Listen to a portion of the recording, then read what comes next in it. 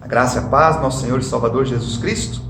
Mais uma vez estou aqui para abençoar a tua vida, né?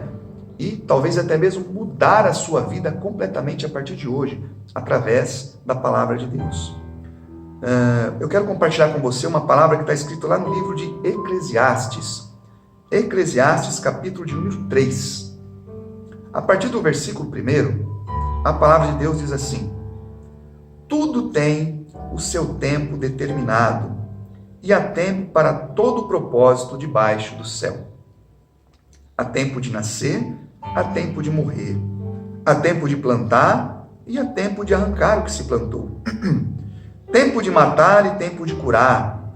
Tempo de derrubar e tempo de edificar.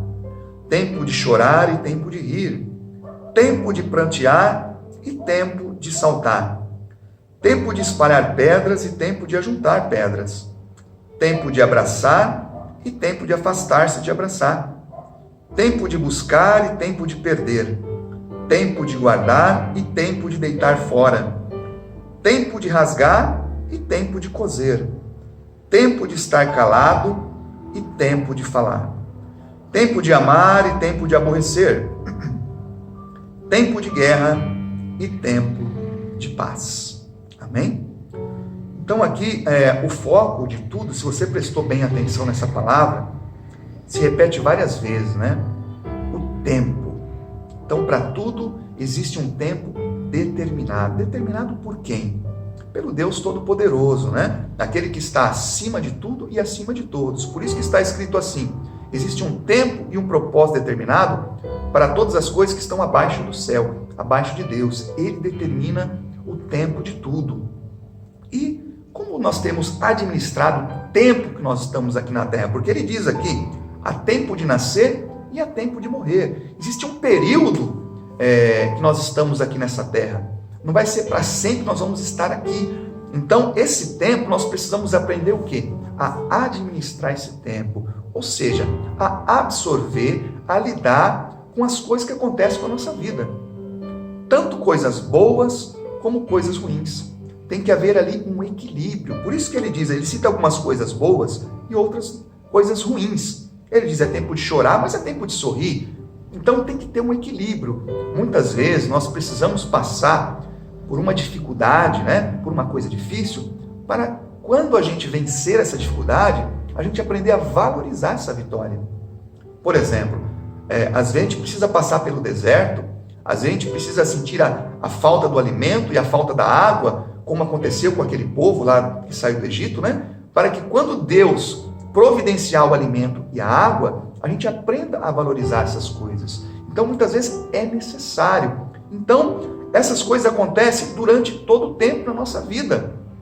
Mas é importante a gente saber que, assim como está escrito também lá no livro de Romanos, a Bíblia diz que todas as coisas cooperam para o bem daqueles que amam a Deus, né? Quem ama a Deus é aquele que segue o conselho de Deus. Então, se eu quero que no final de tudo as coisas acabem bem, eu tenho que aprender a ouvir o conselho de Deus. E aqui ele está dizendo: há tempo para todo propósito debaixo do céu, há tempo para todo propósito que Deus tem para as nossas vidas. E nós precisamos entender esse propósito, qual é.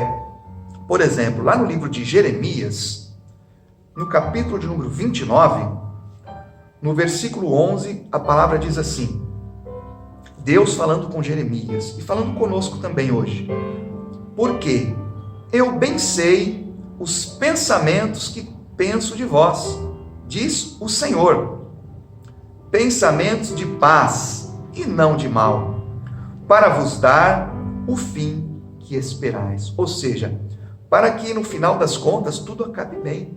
Então, o pensamento de Deus a nosso respeito é sempre bom.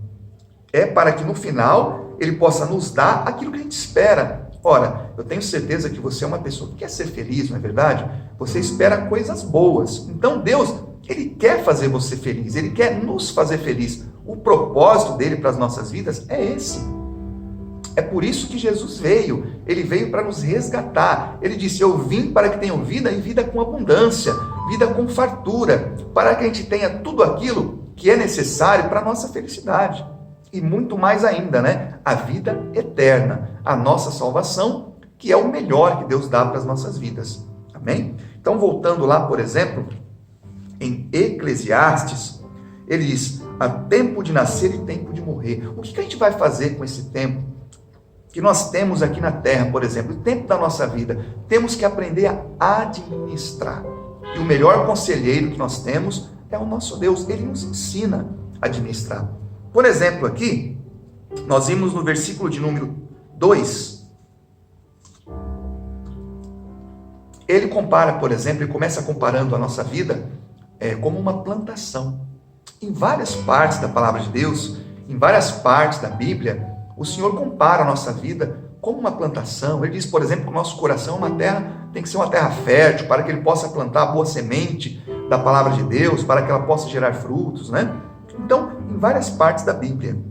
E aqui ele diz, por exemplo, há tempo de plantar e tempo de arrancar o que se plantou.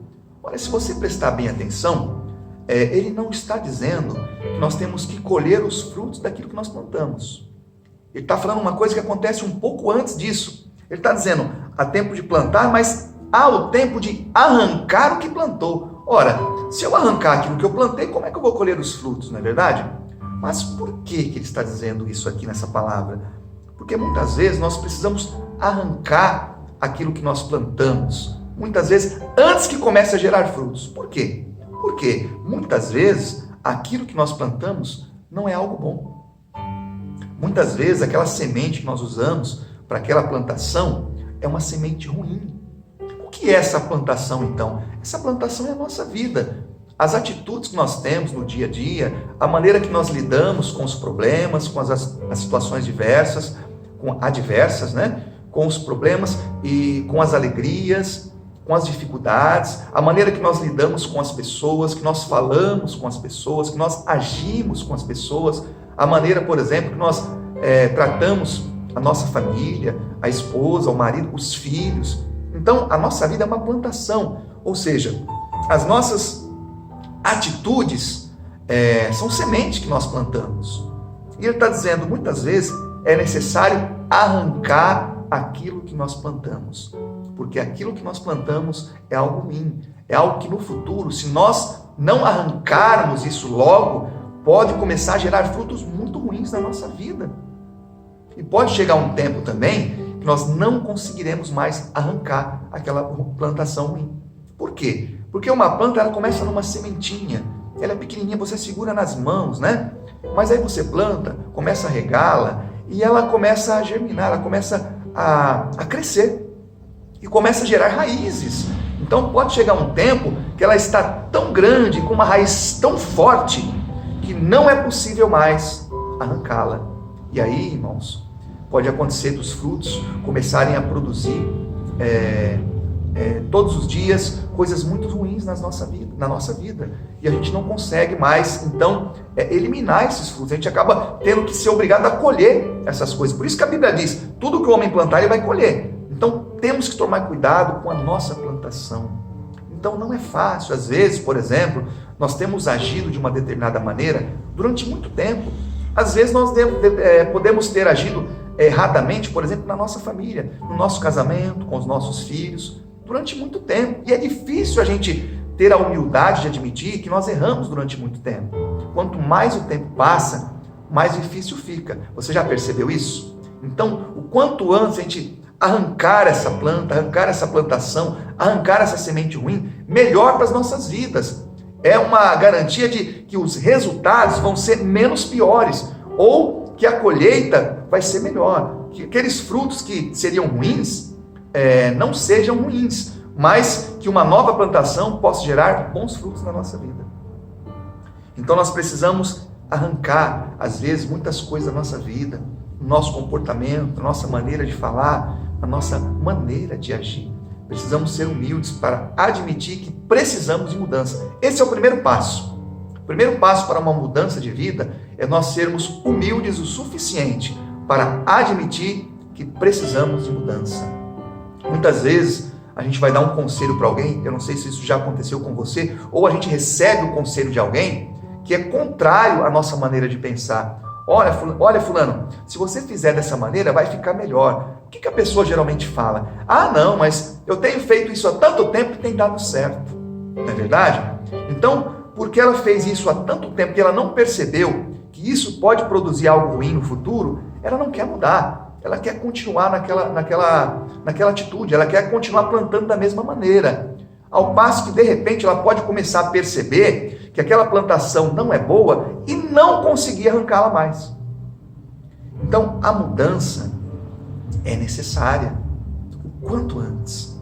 Quanto antes a gente decidir mudar a nossa vida, mais felizes nós seremos, né? Quanto antes a gente resolver mudar aquela plantação, arrancar aquela plantinha, aquela semente ruim e colocar uma semente nova, fazer uma plantação nova com mais cuidado, regar com mais cuidado, né? Tomar um cuidado maior com essa plantação, melhores serão os frutos que nós colheremos no futuro. Ou seja, como diz lá a palavra em Jeremias, né? Que Deus quer que a gente tenha um fim bom para todas as coisas, que a gente tenha um resultado bom para todas as coisas, o fim que nós esperamos, as coisas boas que nós esperamos. Então precisamos aprender a lidar com essa plantação. Ele diz, há o tempo de plantar, mas também há o tempo de arrancar. Talvez você que está vendo essa mensagem nesse momento, está no tempo de arrancar. E para arrancar essa planta, às vezes é difícil, às vezes machuca. Para você fazer uma mudança na tua vida, às vezes é difícil. Mas às vezes é necessário. Toda mudança gera algum tipo de transtorno. Você, por exemplo, para mudar a tua casa, às vezes você chega, a tua casa está toda suja, né? Toda cheia de pó e tal, muito tempo você não faz uma faxina. Para que ela seja, que ela se apresente mais bonita, mais limpa, mais agradável, o que você precisa fazer? Tirar tudo do lugar, tira os móveis do lugar, tira o tapete, arrasta o sofá, tira todos os móveis do lugar que eles estão, para poder fazer uma faxina completa. E isso dá um trabalho tremendo, mas no final de tudo, o resultado é bom. Quando você vê tudo limpinho, tudo brilhando, aquele ambiente mais agradável, você vai ver que valeu a pena todo o sacrifício. A mesma coisa, quando você perceber que o resultado vai ser muito melhor, você vai ver que vale a pena o sacrifício, vale a pena você sacrificar algumas coisas na tua vida que Deus te aconselha a sacrificar, porque não são boas coisas, vale a pena você mudar algumas atitudes na sua vida, mesmo que isso exija um sacrifício grande da tua parte. Por quê? Porque lá no futuro você vai perceber que valeu a pena o sacrifício. Lá no futuro você vai perceber que valeu a pena você arrancar aquela plantação e começar tudo de novo. Você não perdeu tempo, não. Você ganhou tempo. Então, ganhe tempo na sua vida. Mude o quanto antes. Comece a fazer uma nova plantação o quanto antes. Para quê? O quanto antes você comece a colher bons frutos na tua vida, em nome de Jesus. Amém? Que Deus possa lhe abençoar de uma maneira poderosa através dessa palavra. Que esta palavra possa convencer a você a fazer mudanças na tua vida, a analisar melhor como você tem usado o tempo da sua vida, como você tem usado o tempo que Deus te deu aqui na terra, aproveitar melhor esse tempo, a viver melhor, a ser uma pessoa mais feliz, em nome de Jesus. Amém?